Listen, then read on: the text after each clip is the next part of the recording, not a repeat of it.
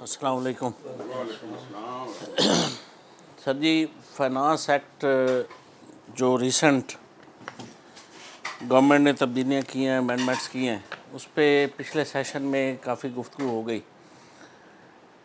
वो सारा का सारा एम्फेसाइज कर रहे हैं कि किसी तरह लिटिगेशन को प्रोलॉन्ग होने से बचाया जाए, स्पीडी लिटिगेशन की जाए। लेकिन उसके साथ साथ कुछ ऐसी अजीबोगरीब एम्बिग्विटीज़ हैं उसमें कि सपोज़ उन्होंने कहा है जनाब के सेल टैक्स में जो आर्डर 1 करोड़ तक का पास हो गया है वो कमिश्नर अपील सुन सकता है, 1 करोड़ से ऊपर नहीं सुन सकता। इसी तरह इनकम टैक्स में 2 करोड़ तक का जो आर्डर है उसके अगेंस्ट अपील कमिश्नर अपील सुन सकता है। उससे ऊपर जो भी आर्डर होगा वो डायरेक्ट ट्राइब्यूनल में चला जाएगा या आप ट्राइब्यूनल में उसको अपील कर सकेंगे। सेकेंडली, उन्होंने टाइम फ्रेम वो ख़त्म कर दिया। ये तो था पेक्यूनरी एक्शन, एक टाइम लिमिटेशन भी कम कर दी। जहाँ 60 डेज़ थे वहाँ 30 डेज़ कर दिया गया है। जो पुराने हमारे चल रहे हैं अपील्स में केसेस, उनके लिए उन्होंने कहा है जनाब कि 16/6 तक करवा लें, डिसाइड करवा लें, अदरवाइज़ वो डायरेक्ट ट्राइब्यूनल को चले जाएंगे। अब यहाँ एक सवाल पैदा होता है कि एक शख्स CSS करके आता है और AC असिस्टेंट कमिश्नर अपॉइंट हो जाता है और कोई भी फ़ैसला कर देता है करोड़ों बिलियंस में। फिर वो DC बनता है, कमिश्नर बनता है, एडिशनल बनता है, कमिश्नर बनता है, चीफ कमिश्नर होता है, फिर अपील में आ जाता है। अब उसका जो लेवल है, एक्सपीरियंस लेवल या काबिलियत का लेवल बढ़ के वहाँ तक पहुँचा है। अब असिस्टेंट कमिश्नर 2 मिलियन से 20 मिलियन से ऊपर का फ़ैसला कर सकता है, जबकि कमिश्नर अपील उसको नहीं सुन सकता। क्या महकमे को उसकी काबिलियत पे शक हो गया है या उसकी काबिलियत कम हो गई है कमिश्नर बनने के बाद, या वो असिस्टेंट कमिश्नर से कम काबिल है? इसकी समझ नहीं आई मुझे। तो ये इनकी रिसेंट अमेंडमेंट देखेंगे आगे, अब आगे जाके कोर्ट्स में क्या होता है इस पे। लेकिन ये मेरे हिसाब से ये बड़ा एम्बिग्विटी है इसमें कि एक असिस्टेंट कमिश्नर 2 करोड़ से ऊपर का फ़ैसला कर सकता है, कमिश्नर अपील नहीं सुन सकता उसको। इसकी क्या वजह हो सकती है, ये वही बेहतर जानते हैं जो ये कानून बना रहे हैं। बहरहाल हम इस पे आ जाते हैं। एक मैं उसका पिछले लेक्चर का या पिछले सेशन का थोड़ा ब्रीफ कर दूं कि इसमें 2 हिस्से हैं, सेल टैक्स और इनकम टैक्स। सेल टैक्स में इन्होंने एक 30D director general of law, ये नया सेक्शन मुतारफ़ करवाया। 30D इसके तहत एक नया अफसर तैनात होगा जिसे डायरेक्टर जनरल ऑफ लॉ कहा जाएगा। वो आगे फिर अपने नीचे जितने डायरेक्टर, एडिशनल डायरेक्टर, ये वो एक नया महकमा ये बन जाएगा।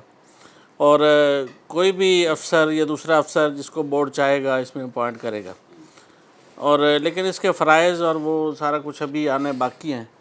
अब देखें वो उसमें क्या तब्दीलियाँ मज़ीद लाते हैं, ये इसका हाँ वो अभी आने बाकी। उसके बाद एक सेक्शन 43 था जो 1996 में एडजुडिकेशन को डील करता था। वो सेक्शन अब इन्होंने ख़त्म करके नया सेक्शन 43A मुतारफ़ करा दिया जो पेक्यूनरी जुरिसडिक्शन एंड अपील्स के नाम से है। पेक्यूनरी का मतलब ये होता है कि मालियाती हैसियत के मुताबिक, उसकी फ़ाइनेंशियल हैसियत के मुताबिक उसको लिमिटाइज़ कर देना। इसमें उन्होंने सेल टैक्स के लिए कहा है कि कोई भी अगर रिफ़ंड का केस है या आपके अगेंस्ट डिमांड है और वो सेल टैक्स में 1 करोड़ तक का है मैटर, तो वो कमिश्नर अपील सुनेगा, उसकी अपील कमिश्नर अपील के पास जाएगी, उससे ऊपर आपको ट्राइब्यूनल में जाना पड़ेगा। इस वक्त जो 1 करोड़ से ऊपर के केसेस हैं, जैसे मैंने बयान किया पहले, वो 16/6 तक टाइम दिया उन्होंने, 16 जून तक, उस तक आप लोग उसके फैसले करवा लें और बच जाएं ट्राइब्यूनल में जाने तक, अदरवाइज़ वो खुद ब खुद ट्राइब्यूनल में शिफ्ट हो जाएंगे। इसी तरह जो कमिश्नर अपील के पास से जो फैसले के अगेंस्ट हमें ट्राइब्यूनल में जाना था, वो अब डायरेक्ट ट्राइब्यूनल में हम चले जाया करेंगे। और इसमें अब 2 एम्बिग्विटीज़ हैं कि फैक्ट्स और लॉ पॉइंट। अब फैक्ट्स भी ट्राइब्यूनल में सुना जाएगा, और इसी तरह पहले हम सिर्फ रेफरेंस के लिए सिर्फ लॉ पॉइंट पे हाई कोर्ट जाया करते थे, अब फैक्ट्स प्लस लॉ पॉइंट पे हाई कोर्ट में जाया करेंगे। पहले ऐसे होता था कि जो भी हम फैक्ट्स पे अगर चले जाते थे उसमें लॉ पॉइंट नहीं होता था तो हाई कोर्ट शुरू से ही उस रेफरेंस को फारिग कर देती। अब हमें उसके साथ साथ फैक्ट्स भी ऐड करने पड़ेंगे, फैक्ट्स और लॉ पॉइंट्स दोनों जहाँ होंगे फिर हाई कोर्ट में रेफरेंस फाइल होगा। अब उसके साथ साथ इन्होंने 46B, एक सेक्शन 46 का सब सेक्शन 1 में कोई भी ऑफिसर जो एडिशनल कमिश्नर से कम ना हो, कमिश्नर अपील के 45B के तहत किए गए फैसले या कमिश्नर के फैसले या सेक्शन 45A के तहत बोर्ड के फैसले के ख़िलाफ़ ट्राइब्यूनल में अपील कर सकता था। अब एक नया सेक्शन मुतारफ़ कराया गया है जिसमें स्टेट ओन्ड एंटरप्राइजेज़ के अलावा कोई भी शख्स, चाहे वो कमिश्नर है, एडिशनल कमिश्नर है, असिस्टेंट कमिश्नर है, वो ट्राइब्यूनल में अपील कर सकेगा और विद इन 30 डेज़ अपील करेगा। पहले इसकी लिमिट थी 60 डेज़, अब उसको 30 डेज़ कर दिया गया। इसी तरह सेक्शन 46 का सब सेक्शन 2A जो 2010 में मुतारफ़ कराया गया था, जिसके तहत कस्टम, एक्साइज और सेल टैक्स के केसेस को अपीलेट ट्राइब्यूनल में सुना जाता था, जो कि इनकम टैक्स सेक्शन 130 के तहत था, वो अब उसमें सारे केसेस ट्रांसफ़र किए गए थे, वो अब ख़त्म कर दिया गया। और उसके ख़त्म होने के साथ साथ, क्योंकि उन्होंने कहा जी एक्ट में गैर ज़रूरी हो रहा था, वो सारे केसेस 130 में शिफ्ट कर दिए गए थे, इस वजह से इसको ख़त्म कर दिया गया। सेक्शन 47 अल्टरनेट डिस्प्यूट रेजोल्यूशन, ये पहले इसकी लिमिट होती थी 10 करोड़, अब इसकी लिमिट पे कम कर दिया गया है और ये 5 करोड़ तक कर दी गई। इसमें भी अब कमेटियाँ नई बनेंगी, नए लोग आएंगे और नया इसका निज़ाम भी मुतारफ़ कराया जाएगा, उस पर भी काम होना अभी बाकी है। लेकिन इसमें एक नई इंटरेस्टिंग चीज़ आई है कि आप जब ट्रिब्यूनल में अपील करेंगे तो अपील सुनने से पहले मेंबर्स आपको इस अल्टरनेट डिस्प्यूट रेजोल्यूशन के बारे में बाकायदा इन्फॉर्म करेगा और आपको बताएगा और आपसे पूछेगा कि आया आप ADRC में जाना चाहते हैं अपना केस लेके या यहाँ डिसाइड कराना चाहते हैं। अगर आप रिफ्यूज़ करेंगे कि मैं ADRC में नहीं जाना चाहता, यहीं आपको उसको सेटिसाइड करना चाहता हूँ या यहीं मेरी हेयरिंग होनी चाहिए, तो उसके बाद ट्राइब्यूनल आपको प्रॉपर हेयरिंग शेड्यूल में ले आएगा और आप उसकी प्रॉपर हेयरिंग शुरू हो जाएगी। इसी तरह इनकम टैक्स में भी सेम उसके पैरेलल ही स्टेज के ऊपर हम ADRC में जा सकते हैं, कमिश्नर अपील के फैसले से किसी स्टेज पे भी, किसी स्टेज पे भी हम अगर ट्राइब्यूनल में केस पेंडिंग है तब भी जा सकते हैं। तब भी जा सकते हैं। किसी पहले तो ऐसे होता था कि किसी स्टेज पे भी आपका कोई फोरम पे आपका केस पेंडिंग है, पेंडेंसी लाजमी होनी चाहिए थी। किसी फोरम पे आपका किसी कोर्ट में केस पेंडिंग है तो आप ADRC के लिए अप्लाई कर सकते थे। लेकिन अब उसमें एक एडिशन आ गया है कि आप लोगों ने पहले अंडरटेकिंग देनी है कि अगर कमेटी आपका फ़ैसला कोई भी होगा जो भी वो करेगी तो आप पे बाइंडिंग है कि उसको एक्सेप्ट करें। और जो भी पेंडिंग केसेस चल रहे हैं कोर्ट्स में वो आप विड्रा कर लेंगे। अब ये अंडरटेकिंग एक एडिशन में देनी पड़ेगी। इस वजह से अब अगर टैक्सपेयर फंस गया ना वो तो फिर हाँ, मैं भी पहले ऐसे होता था कि अगर वहाँ आपका कमेटी बनी है और उसमें फ़ैसला नहीं हो सका या एमिकेबली सेटलमेंट नहीं हुई तो डिसोन कर देते थे और वापस 6 मंथ के अंदर अंदर ट्राइब्यूनल में जाके वो फ़ैसला हो जाया करता था। लेकिन अब आपको पहले से आपको अंडरटेकिंग देनी पड़ेगी और जो भी वो फ़ैसला करेंगे वो फाइनल होगा।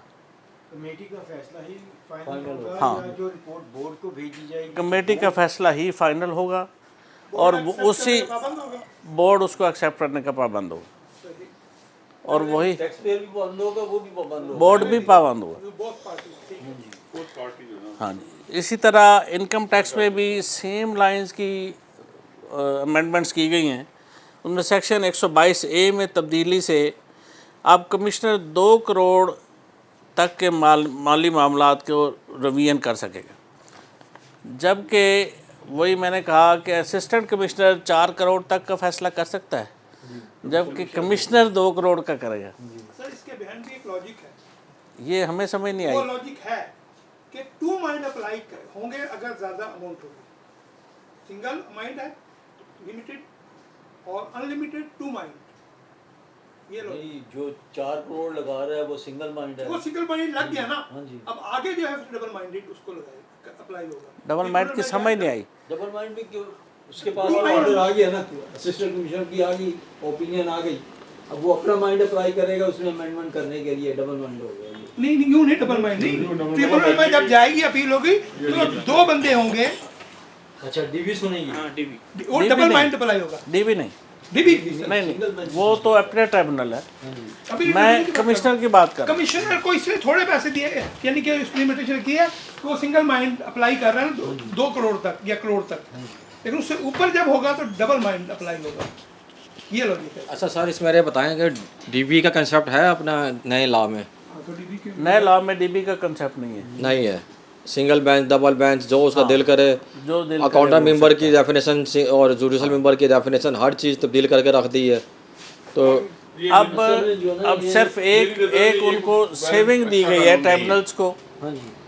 ट्राइब्यूनल्स को एक सेविंग का ये अच्छा कानून नहीं है।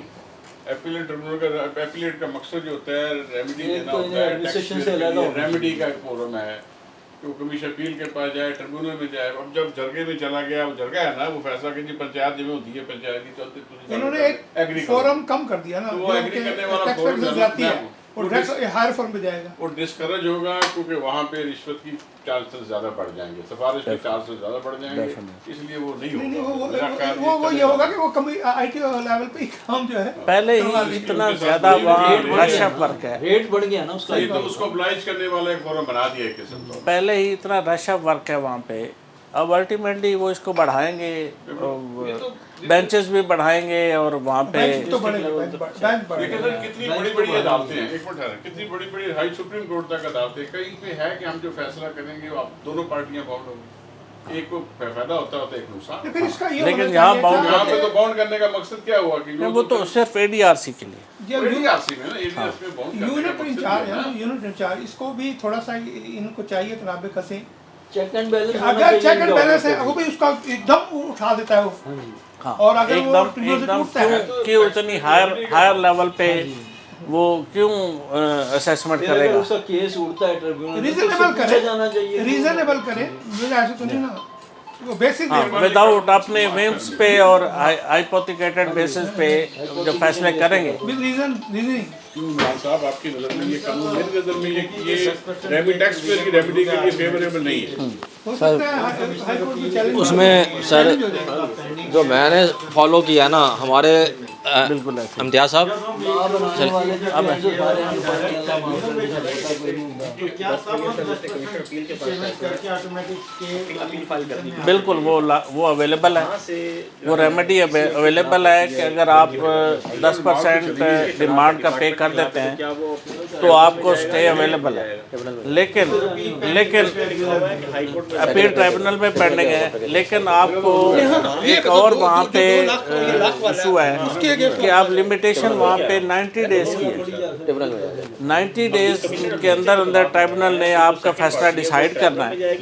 अगर 90 डेज से एक्सीड कर रहा है वो तो एक और ट्राइब्यूनल फेल हो गया है अपना फैसला करने में, तो tribunal automatically tribunal law ministry को अप्लाई करेगा मज़ीद उसमें एक्सटेंशन लेने के लिए, और वो भी मैक्सिमम 90 डेज होगी। सर इसमें ऐसे है कि आप अपना लेक्चर मुकम्मल कर लें, फिर हम सवाल करते हैं आपसे। हाँ जी सर। अच्छा उधर उसके बाद चाय पड़ी है यहाँ पे। सेक्शन 130 अपीलेट ट्राइब्यूनल को अब तब्दील कर दिया गया है। सेक्शन 130 के तहत ट्राइब्यूनल में अब तैनाती का तरीक़ाकार चेंज कर दिया गया है। सिर्फ पहले वाले जो ऑलरेडी मेंबर्स हैं, जो काम कर रहे हैं, जो बेंच काम कर रहे हैं या जो मेंबर्स काम कर रहे हैं, वो सेफ़ हैं, वो जैसे हैं वैसे करते रहेंगे। लेकिन जो नए मेंबर अपॉइंट होंगे उनके लिए कुछ तरीक़ाकार में तब्दीली है कि पहले 10 साल की स्टैंडिंग थी कि कोई एडवोकेट 10 साल की जिसकी हाई कोर्ट की स्टैंडिंग है वो इसके लिए अप्लाई कर सकता था। अब वो 15 साल कर दी गई है, जबकि चार्टर्ड अकाउंटेंट्स के लिए और CMA के लिए वही 10 साल है। लेकिन इसमें FBR के लिए उन्होंने पहले चीफ कमिश्नर और कमिश्नर अपील से मेंबर में शिफ्ट होते थे, अब उन्होंने 3 साल का वहाँ टेन्योर गुजार के, लेकिन अब उन्होंने कर दिया है कि ग्रेड 21 ग्रेड वाइज कर दिया है। ग्रेड 21 का ऑफिसर उसके लिए एडजस्ट करेगा और अफसर को अप्लाई करेंगे। और यह ग्रेड 20 का अफसर जिसकी कम से कम 3 साल बतौर ग्रेड 20 सर्विस हो, वो उसके लिए अप्लाई कर सकेगा। और उसको तब्दील करके पहले जुडिशल मेंबर और अकाउंटेंट मेंबर के लिए अलग अलग क्वालिफ़िकेशन थी, अब उसको ख़त्म करके ये नई क्वालिफ़िकेशन की गई है, जिसके तहत जो रिटायर्ड जजेज़ हैं या सेशन जजेज़ हैं वो अब इसके लिए उनका रास्ता बंद कर दिया गया है। वो अब अपीलेट ट्राइब्यूनल में क्वालिफाई नहीं कर सकेंगे। 862 कर दी गई।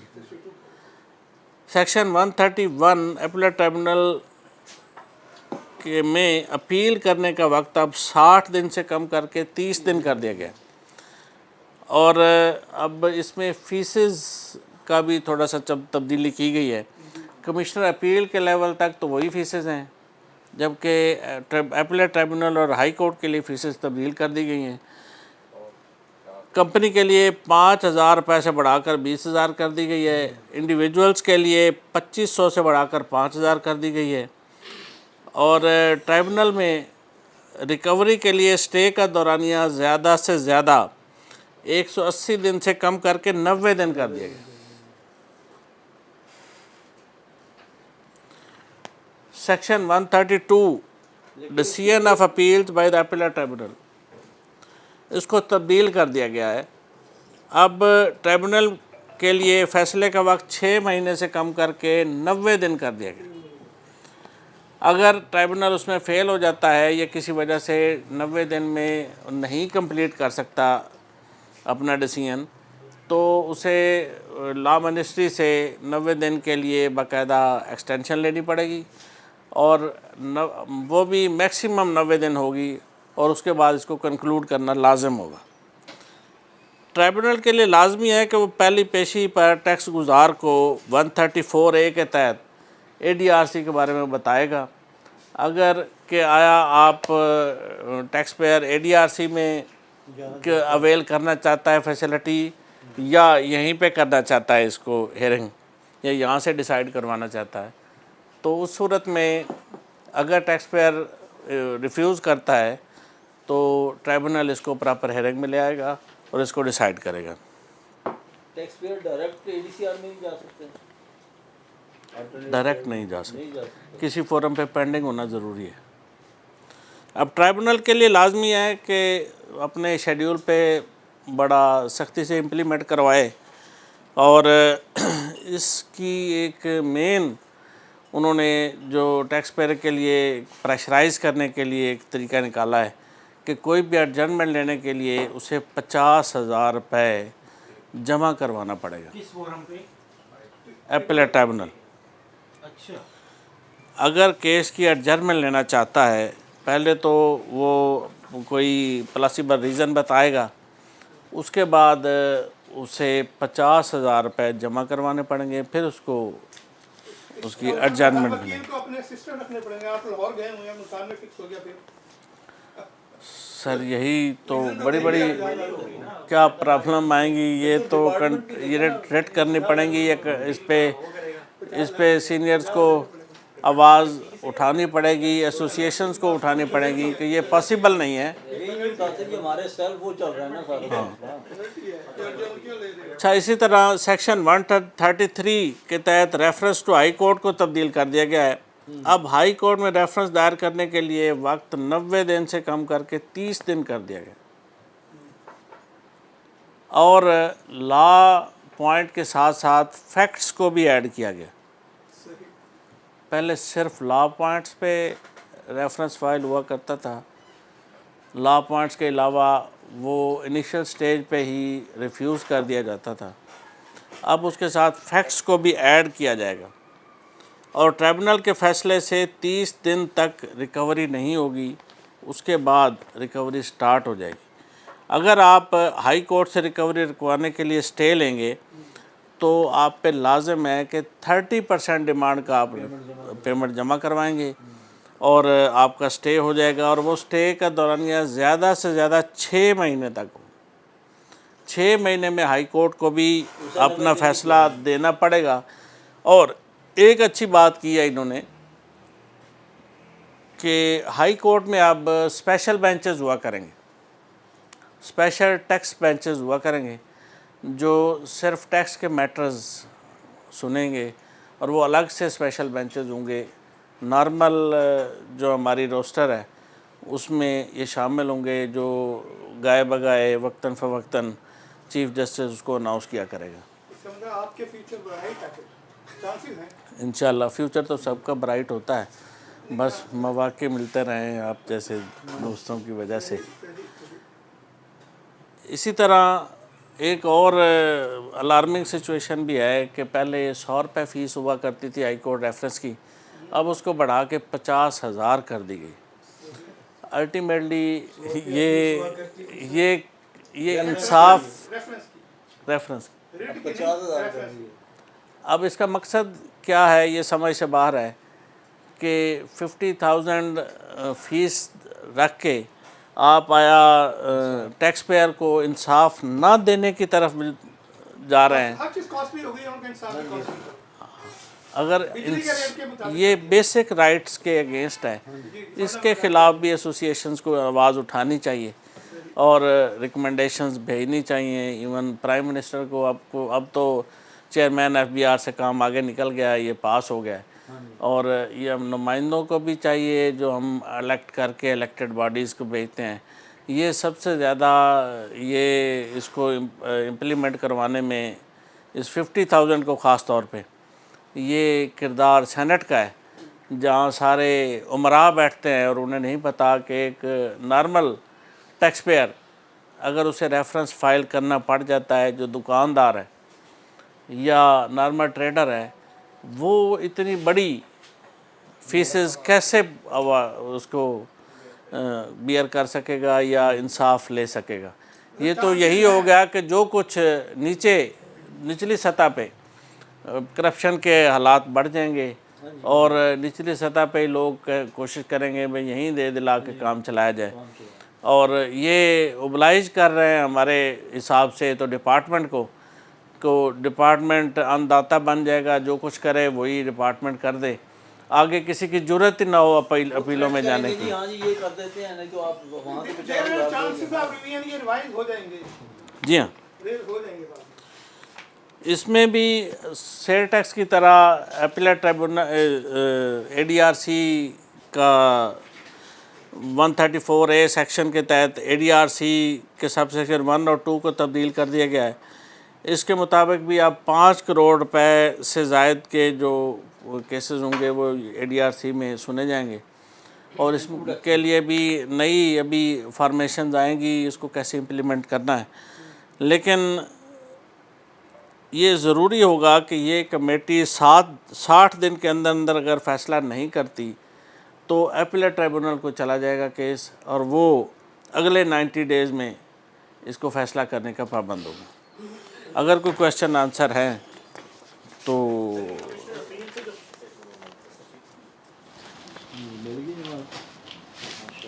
सर ये पूछना था, ये जो कमिश्नर अपील से जो फैसला होगा तो उसमें डिपार्टमेंट भी अक्सर औकात ट्राइब्यूनल में पहले तो चला जाता था या टैक्स पेयर चला जाता, तो अब क्या पोजीशन होगी? अभी कमिश्नर वही पोजीशन होगी, सेम पोजीशन विद इन सिर्फ एक फ़ायदा है उनको कि डिपार्टमेंट को कोई फ़ीस जमा नहीं करानी पड़ती। वो तो पहले कमिश्नर अपील के अगेंस्ट बिल्कुल अपील कहाँ होगी अब? ट्राइब्यूनल में, नहीं उसमें डिपार्टमेंट भी ट्राइब्यूनल में अपील कर सकेगा। मतलब वो फर्म अभी मौजूद है इनके लिए, कमिश्नर अपील के बाद बिल्कुल डायरेक्ट same है, हाई कोर्ट में नहीं जाना। सिर्फ टाइम लिमिटेशन, 30 पिक्यूलरी days लिमिटेशन है जी और टाइम लिमिटेशन है। जी जी ये इसमें अमेंडमेंट की गई है कि 1 करोड़ तक सेल टैक्स और 2 करोड़ तक इनकम टैक्स के जो केसेस हैं वो कमिश्नर अपील के पास होंगे, जी और उससे जो ऊपर वाले केसेस हैं वो डायरेक्ट ट्राइब्यूनल में चले जाएंगे, ठीक है। और उनका एक फॉर्म ज़ाया हो जाएगा। उनके लिए एक फॉर्म ज़ाया हो जाएगा जिनकी अमाउंट ज़्यादा है, हाँ, जिनकी 2 करोड़ उनके लिए सारे फॉर्म मौजूद हैं इनकम टैक्स और 1 करोड़ सेल टैक्स, जी। उनके लिए कमिश्नर अपील का वैसे फॉर्म रहेगा। उसके बाद फिर वो ट्राइब्यूनल में जाएंगे अगर जा जी फीसेस बढ़ जाएंगी, वो भी ट्राइब्यूनल की सतह पे, कमिश्नर अपील की सतह पे वो फीसेस सेम है, जी उसमें कोई तब्दीली नहीं। तो सर एक जजमेंट है कि डिपार्टमेंट की हायरार्की तक आप रिकवरी नहीं कर सकते, और इस पर सिंध हाई कोर्ट का भी एक फ़ैसला आया है कि एक रिट पटिशन में टैक्स पेयर गया था कि मुझे कमिश्नर अपील साहब का ऑफिस अवेलेबल नहीं है रहा, किसी वजह से स्टे नहीं दे पा रहा, मुझे इन्फ्रेक्चुअस आ रहा, कमिश्नर अपील साहब तैनात नहीं है, तो मुझे high court, Sindh high court मुझे स्टे ग्रांट करे कि मेरी अपील कमिश्नर अपील के पास पेंडिंग है। तो सिंध हाई कोर्ट का ये कहना है कि जी के FBR के सर्कुलर हैं कि जब तक किसी इंडिपेंडेंट अपना फर्स्ट हायरार्की से फ़ैसला नहीं होता तो आप रिकवरी नहीं करेंगे।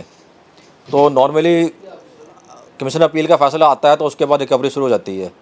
अब 16 जून को जो केस कमिश्नर अपील हमारे ट्रांसफ़र कर देगा ट्रिब्यूनल में, अब वो तो इंडिपेंडेंट हायरार्की से निकल के उसमें से इंडिपेंडेंट हायरार्की में चले गए हैं, डिपेंडेंट हायरार्की से इंडिपेंडेंट में चले गए हैं, तो रिकवरी की क्या पोजीशन होगी? फिर हमें ट्रिब्यूनल में जाके स्टे लेना पड़ेगा, जाके इमीडिएट स्टे लेना पड़ेगा। तो इधर जो कमिश्नर अपील का स्टे था वो अगर मेरे 15 दिन रहते हैं, 20 दिन रहते हैं, वो सस्टेन करेगा कि खत्म हो जाएगा?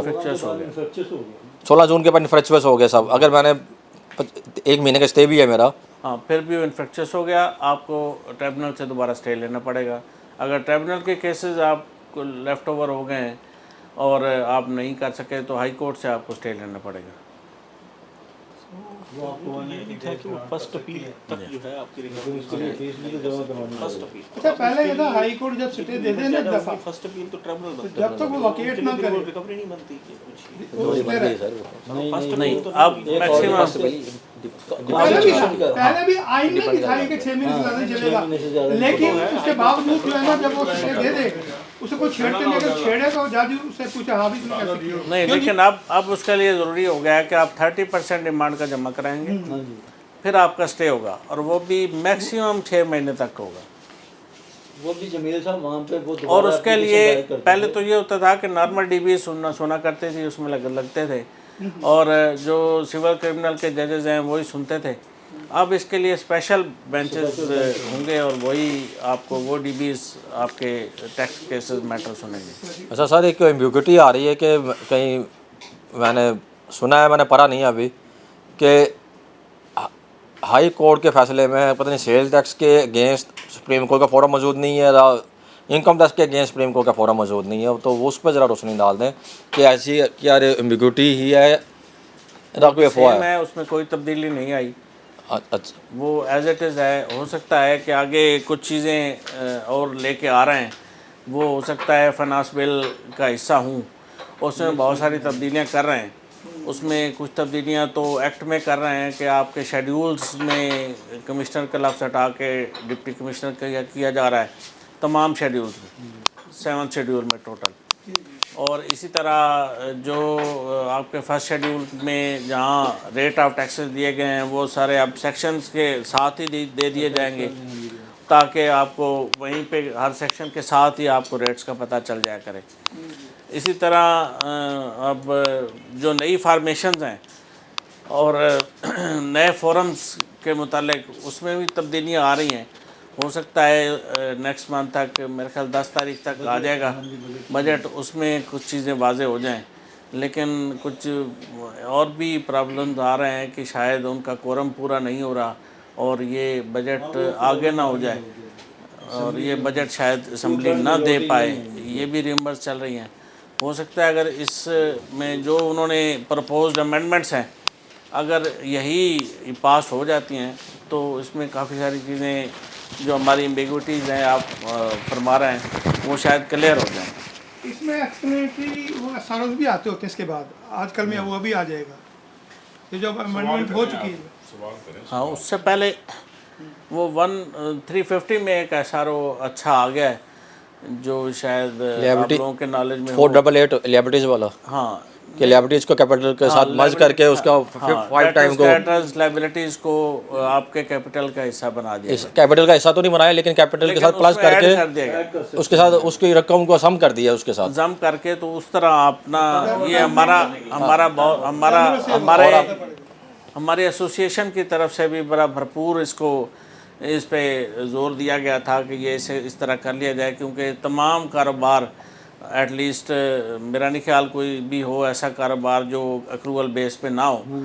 आज का रूटीन है एक्रूवल बेसिस पे, और उसके अलावा आज डिजिटल दौर है। आज किसी का 2 करोड़ रुपए कैपिटल है तो एक दिन में 2 करोड़ की ट्रांजैक्शंस कर सकता है और एक दिन में 5 से 10 करोड़ अपना पूरा कर सकता है। और क्या वो अगला पूरा महीना हाथ पे हाथ धर के बैठा रहे? डेटर क्रेडिटर्स के बगैर वो चल नहीं सकेगा। और ये इसने अच्छा इकदाम किया उन्होंने कि उसमें तब्दीली ले आएँ और नया एसआरओ आ गया जिसमें उन्होंने अलाउ कर दिया है कि लायबिलिटीज़ और डेटर्स क्रेडिटर्स को भी मद्देनज़र रखेंगे। और देखते हैं अगली रिटर्न में अप्रैल में क्या वो नया शाखसाना करते हैं। अभी डाला नहीं है, कैपिटल में ऐड करने वाला। अभी तो एक और भी प्रॉब्लम आ रही है जो फेस होना शुरू हो गई है कि जो मार्च में इन्होंने डिलीट कर दी थी हमारी इनवाइसेस, वो इनवाइसेस शो तो हो रही हैं लेकिन क्लेम नहीं हो पा रही। मेरे ख्याल उसमें भी तब्दीली ला रहे हैं कि जो इन्होंने ज़बरदस्ती डिलीट कर दी थी वो रिवर्स कर रहे हैं। इस पर भी काम हो रहा है, लेकिन अभी तक हम कोई भी एनेक्सर ए में अपनी परचेज़ उठा नहीं पा रहा है, जबकि 10 तारीख हो गई आज के टाइम तक, इस वक्त तक जो रिटर्न्स में इन्होंने ज़बरदस्ती हमारी परचेज़ डिलीट कर दी थी वो अभी तक क्लेम नहीं हो पा रही। भले हमारे सप्लायर्स ने रिटर्न सबमिट भी कर दिए हैं, फिर भी जो डिलीटेड थी ना वो हम नहीं उठा पा रहे। और सेक्शन 46 के तहत जो 6 महीने तक का हमने जो एक्ट में दिया गया है कि आप क्लेम कर सकते हैं अपनी परचेजेस को, वो उसका क्या बनेगा? उसमें कोई अमेंडमेंट करने जा रहे हैं या वो ख़त्म ही कर देंगे और फिर पता नहीं day by day to day basis पे हर बंदा के पास मशीन लगा देंगे कंप्यूटराइज इनवाइसिंग की। तो शायद ये करने जा रहे हूँ कि कोई भी इनवाइस ऐसी ना हो जो फिज़िकली आप बाद में क्लेम करें। 100% डॉक्यूमेंटेशन करने के लिए। हाँ, लेकिन अब देखें अभी तो लोगों का बहुत सारा चीज़ें स्टक हुई पड़ी हैं। ख़ास तौर पे टेक्सटाइल सेक्टर बड़ा इसमें डिस्टर्ब हुआ पड़ा है। उसकी मेन कॉज ये है कि जो ख़ास तौर पे कमर्शियल एक्सपोर्टर है उसके लिए बड़ी प्रॉब्लम्स आ गई हैं कि वो 12% तक कैपिंग इन्होंने लगा दिया है, वो ले सकता है रिफंड्स, जबकि 6% उसका स्टक हुआ जा रहा है। अब इन्होंने कहा जनाब कि उसमें से भी 3% ले सकते हैं, लेकिन वो लोकल आप प्रोसेस करवा के लेंगे, 12% आपको फास्टर के थ्रू मिलेगा। लेकिन अभी तक उसमें भी बहुत सारी चीज़ें ऐसी हैं जो हम समझते हैं कि ये हमारी कंजम्पशन और एनेक्सर एच फाइल होने के बावजूद इन्होंने कुछ चीज़ें डेफर्ड कर रहे हैं, और वो डेफर्ड का भी अभी तक कोई मैकेनिज़्म इन्होंने नहीं दिया कि जो ऑलरेडी केसेस डेफर्ड हो चुके हैं उनको रिफ़ंड कैसे करेंगे। नहीं अभी तो देखें, मज़ीद लोग तो बड़े अग्रेसिव हैं कि आया एक्सपोर्ट्स बंद कर देंगे या कारोबार बंद कर देंगे। ये फिर इसके अलावा भी ये उस लेवल पे जाके टैक्सेशन डालने जा रहे हैं कि खाली प्लाट्स पे भी अब आपको प्रॉपर्टी टैक्स के नोटिस आना शुरू हो जाएंगे, जो इनका प्लान है।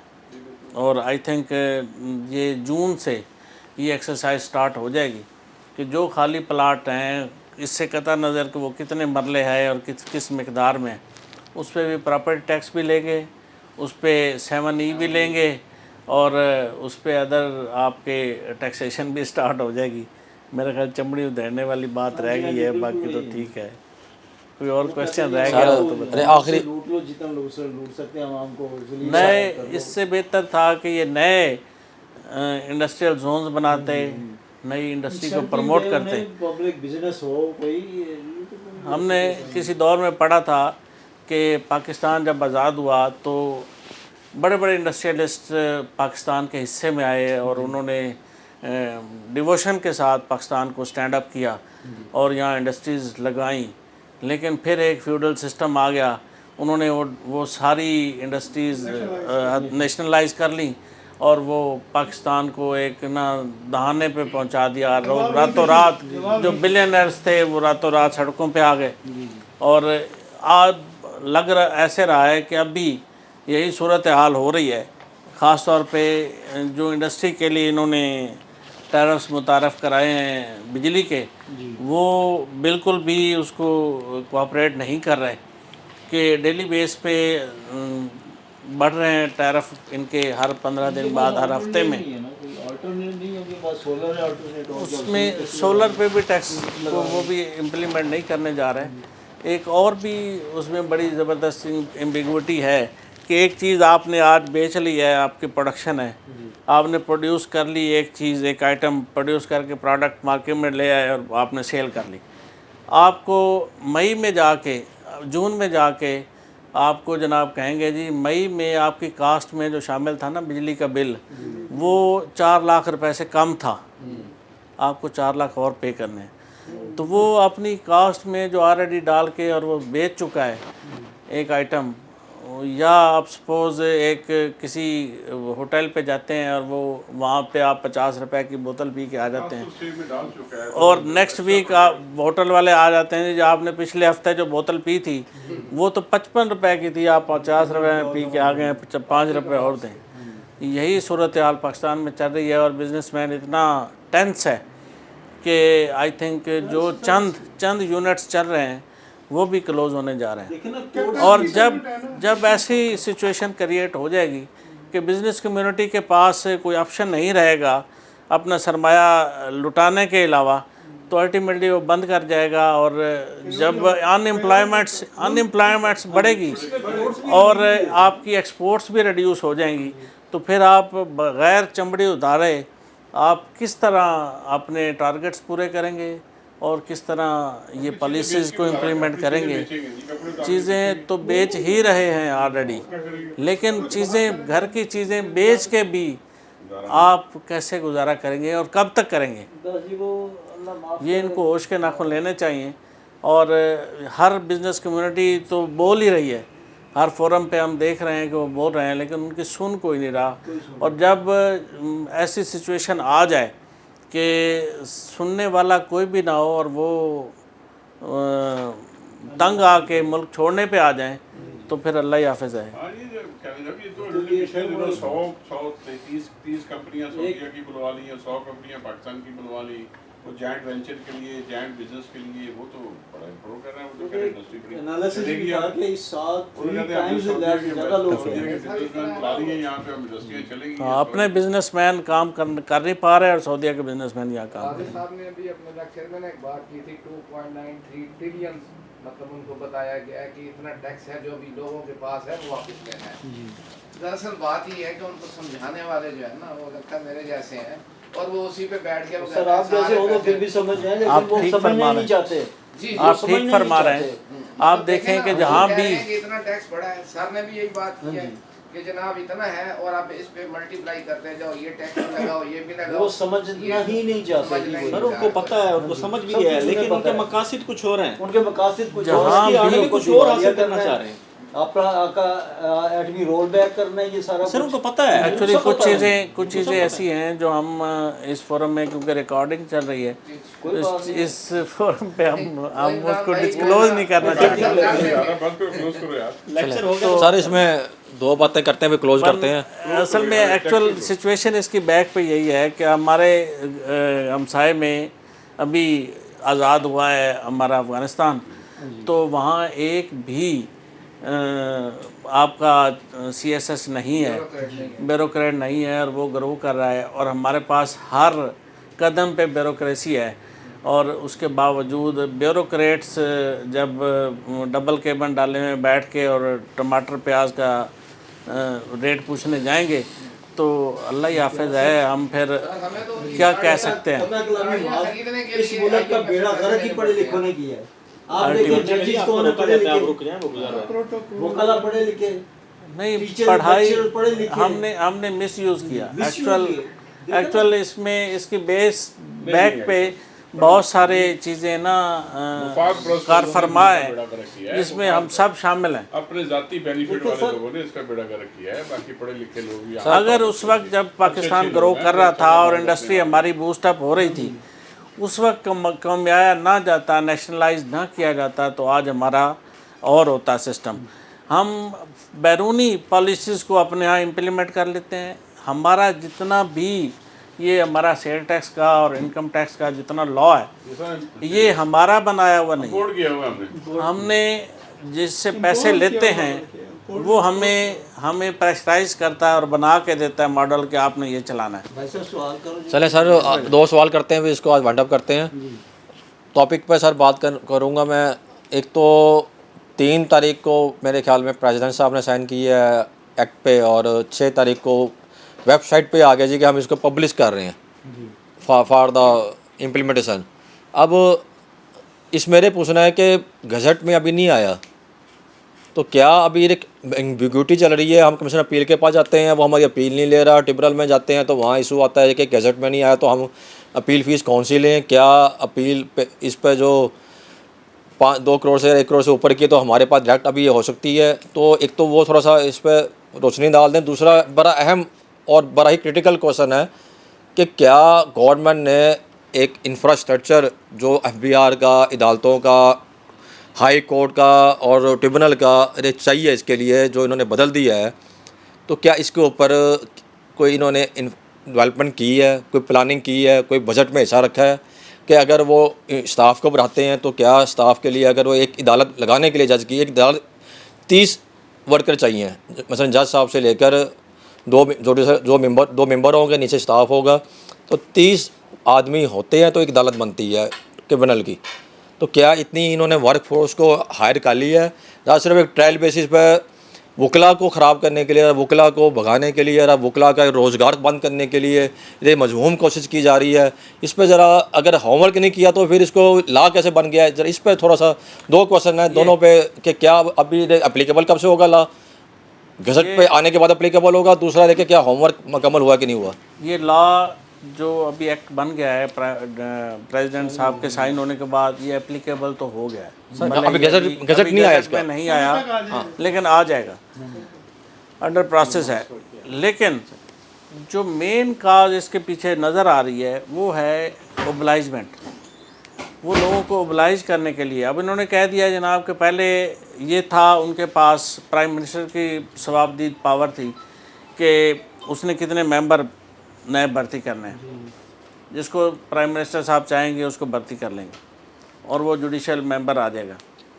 अब उन्होंने ये पार्ट्स उसको दे दिया है मरकज़ को, अब गवर्नमेंट करेगी इसको, और जिसको वो चाहेगी, मुनासिब समझेगी। अब जब बंदर बांट होगी कि जो मिनिस्टर्स चाहेंगे, जिसको चाहेंगे उसको, जैसे लॉ मिनिस्टर इन्होंने एक नया जो बनाया उसमें DDA 30D के तहत, अब ये नए रिक्रूटमेंट्स जितनी होंगी ये मिनिस्टर्स को और इनको ओबलाइज किया जाएगा, और इसी तरह ये नया डिपार्टमेंट भी बनेंगे, और ये ओबलाइजमेंट के तहत ही जिसको चाहेंगे ये ट्राइब्यूनल अपने बंदे एडजस्ट करेंगे, और ये सारी एक्सरसाइज उस पर होगी।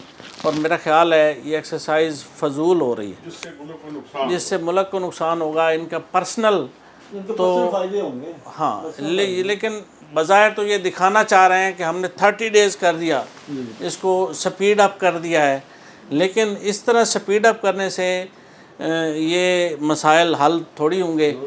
पहले आया इनको उन पे जो ऑलरेडी जुडिशल ऑफिसर्स हैं उन पे इनको एतबार नहीं आ रहा, या उनमें इतनी काबिलियत इनको शो नहीं हो रही कि ये उसको कम काम कर रहे हैं। वो ये बेंच भी बढ़ाएंगे, ये स्पेशल बेंचेस भी बढ़ाएंगे, और ये नए स्टाफ भी भर्ती करेंगे, और कोई जगह इनके लिए बची नहीं है एम्प्लॉयमेंट की इस वजह से। लेकिन आप देखें क्या सूरत हाल है। अब जुडिशल सिस्टम से कोई बंदा आके टैक्स को सुनना शुरू कर देता है तो हम वकला के लिए प्रॉब्लम होती है कि कितना उसको समझाना पड़ता है और किस लेवल पे जाके समझाना पड़ता है केस को। और एक जो नीचे से आया होता है, जो रैंकर होता है, कम से कम उसको सारे सिस्टम का पता होता है और वो सारा उसको समझाना ज़रा आसान होता है। एक कमिश्नर को समझाना केस आसान होता है बनिस्बत एक सेशन जज या वहाँ से जो बंदा जुडिशल मेंबर होकर आता है उसको समझाना, जिसने सारी ज़िंदगी काम ही किया है उसका सिविल क्रिमिनल का, उसको टैक्स समझाना प्रॉब्लम होगी। इसमें कोई शक नहीं। अभी जो मसला है, जो डिबेट से अंदाज़ा हुआ है कि हम वकला इस कानून को देख के डिस्प्यूट हैं, हमारे ज़हन में अभी इसकी क्लियरेंस नहीं आई।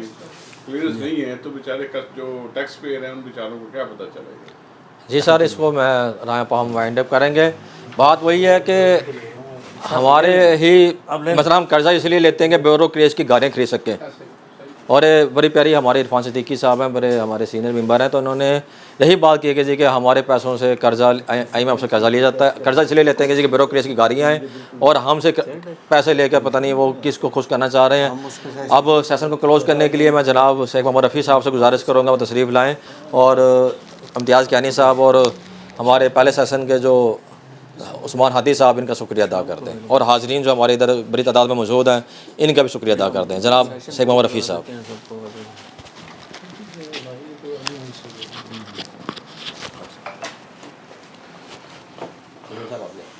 अस्सलाम वालेकुम रहमतुल्लाहि व बरकातहू। तमाम दोस्तों ने आज के सेशन को बहुत महजूज़ तरीके से सुना और उसमें बहुत तामीरी किस्म की बातें भी हुई, तदबीरी किस्म की बातें भी हुई, और सब ने मुकर्रीन साहबान से बड़े वैलिड और सॉलिड किस्म के सवाल किए जिनको उन्होंने बड़ा मुनज़्ज़म तरीके से और जामे तरीके से जवाब दिया।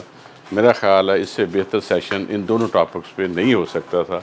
हम दोनों मुकर्रीन साहबान उस्मान हादी साहब और जनाब कियानी साहब का बहुत शुक्रगुज़ार हैं कि उन्होंने हमें अपने बेहतरीन इल्म से हमें सरफरोश किया, और हम इनके बहुत शुक्रगुज़ार हैं। और इसके साथ साथ जनाब इमरान गाजी साहब का भी बहुत शुक्रिया अदा करते हैं, गाजी एंड कंपनी का बहुत शुक्रिया अदा करते हैं, क्योंकि गाजी साहब आज नहीं हैं, वो फैसलाबाद गए हुए हैं, तो अगर वो होते तो वो बहुत ज़्यादा। और मुल्तान टैक्स बार एसोसिएशन का हम बहुत शुक्रगुज़ार हैं कि उन्होंने अपने फ़ोरम पे हम सबको बुलाया, और बुला के इस पुरफ़ज़ा मकाम पे ठंडी जगह पे बिठा के और बड़े अच्छे मुकर्रीन से हमें मुस्तफ़ीज़ किया। इनके बहुत शुक्रगुज़ार हैं। वस्सलामु अलैकुम वरहमतुल्लाह।